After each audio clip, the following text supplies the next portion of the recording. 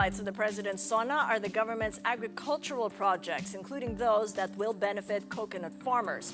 With us now for more is Charlie Avila, spokesperson for the Confederation of Coconut Farmers Organization of the Philippines. Good to see you again, Charlie. Welcome to the program. Good morning, Kathy. Good morning to all our viewers. Maraming salamat po.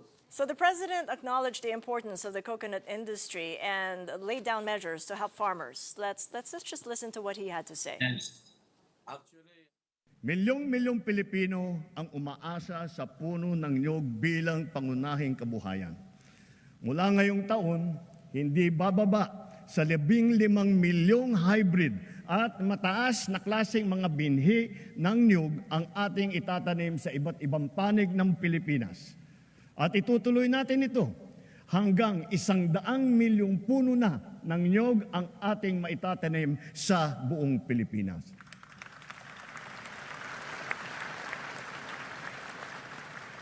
At upang lubos na pasiglahin ang industriya ng niyog, hihilingin natin sa Kongreso na amyendahan ang Coconut Farmers and Industry Trust Fund Act para naman maging mas angkop sa mga pangangailangan ng ating mga magsasaka.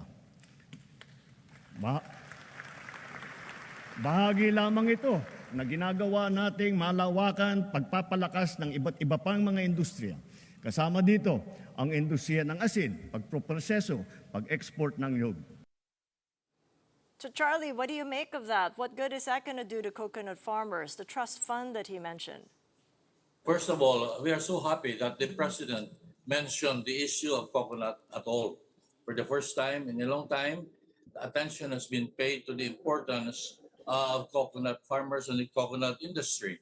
Lalong-lalo na, most of my leaders gave me the feedback immediately nung sabihin niya, amyendahan ang Coconut Farmers and Industry Trust Fund Act para naman maging mas angkop sa mga pangangailangan ng ating mga magsasaka. Matapos niyang sabihin, ipagpatuloy natin ang pagbibigay ng puhunan sa mas marami para makapagsimula ng maliit na negosyo sa mababang interest na walang collateral. Yes, to the point of the coconut farmers, Charlie, exactly to your point, the Fund Act has been there. It's been a law since 2021. That's more than 4 years ago to benefit coconut farmers and their families. So hasn't that worked out for the industry so far? No, because there's a need to amend the law. The very purpose of that law was supposed to be to implement the court doctrine of the precise nature of the ownership ng Coco Levy funds.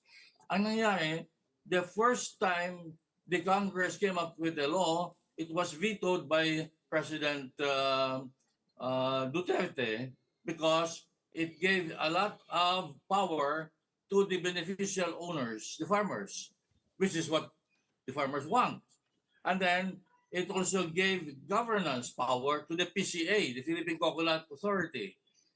Then after the veto, what Duterte wanted, and it came and became the law, the present law, which Mr. Marcos now once amended, thankfully, unfortunately, was that yung power ng PCA that has been dissipated will finally be concentrated once again so that governance will be possible.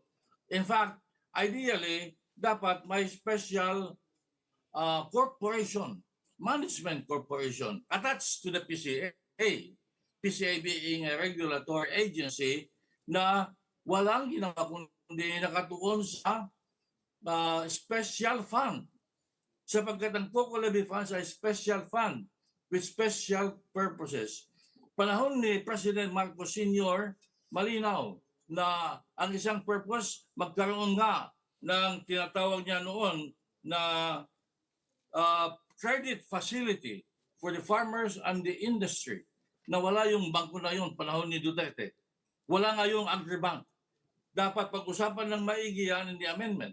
Paano maibabalik yan? Ayun po. So ano po yung mga amendments exactly what the coconut farmers are looking for in the current law? First of all, yung Trust Fund Committee, dapat amyendahan yan. Ngayon, not even the Department of Agriculture or the PCA is in that trust fund committee. It is dominated by the Department of Finance. So the tendency to regard the Coco Levy funds not as a trust fund, except in name, but in absolute ownership by the government to do it as they will, to balance the budget, whatever purposes finance has, kailangan mabago yan. That has to be amended.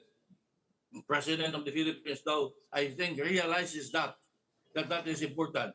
May bigay man lamang membership ng DA, PCA, and CONFED, the farmers. Isang importanteng amendment yun. Pangalawa, imbes na ipamigay sa 15 agencies,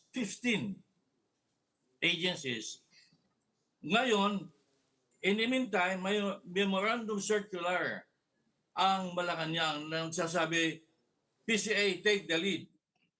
Kasi in the desire of Mr. Duterte before to ensure na hindi masyadong poderoso ang PCA o that there would not be a single corporation that can manage the funds, it was pinanbigay sa madami. Kung sino-sino mga ahensya na walang alam at walang pake sa mga magniniyog at sa industriya ng diyog. Kailangan baguhin yan. All right. Marami At pa then, pong pagbabago, pinakamahalaga po, but it's a really good start. Charlie, we do have to leave it there, but continue to update us as those amendments come through. Thank you so much, Charlie Okay. Avila of CONFED, Salamat. joining Yes. us.